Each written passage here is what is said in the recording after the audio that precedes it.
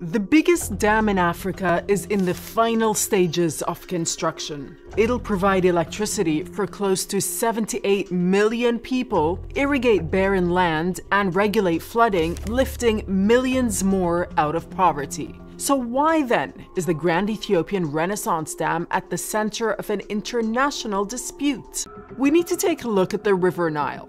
And that's because the Grand Ethiopian Renaissance Dam has been built across the river's main tributary, the Blue Nile. Here it is, just 13 kilometers from Ethiopia's border with Sudan. The Blue Nile meets the White Nile in Sudan's capital Khartoum, forming the River Nile, which then flows north through Egypt and out into the Mediterranean Sea. That's 6,650 kilometers of river, the longest in the world, with all the countries the Nile and its tributaries cross staking a claim to those life-giving waters. The Nile's importance over thousands of years of human history is difficult to overstate. Quite simply, without it, there would have been no ancient Egyptian civilization, no pharaohs, no pyramids, no Cleopatra, just desert.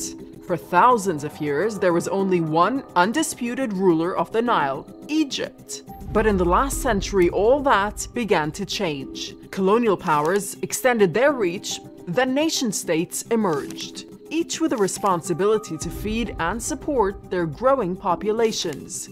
Egypt, Ethiopia, and Sudan know they have to share the water. Deals have been drawn up since the 1920s, but the details have always caused friction, and never more so than since 2011, when construction began on the Grand Ethiopian Renaissance Dam. Its scale and impact have been huge. In 2020, the Blue Nile flowed much as it had done for millennia, but then the Ethiopians began building. And in 2020, they started filling it. By the time it was full at the end of 2023, the reservoir covered an area bigger than London. And all the while, Egypt and Sudan's frustrations grew. They're worried about the impact the dam will have downstream in times of drought. They want a legal agreement with the Ethiopians. Ethiopia has so far said no, that it won't affect the water flow. GERD has been a national dream since the 1960s, when the Emperor Haile Selassie was on the throne.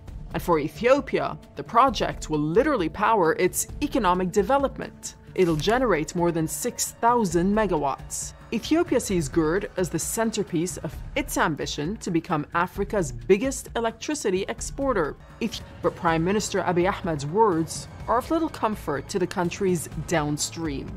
They worry about the climate crisis and any future drought. What impact will this mega dam have on them then?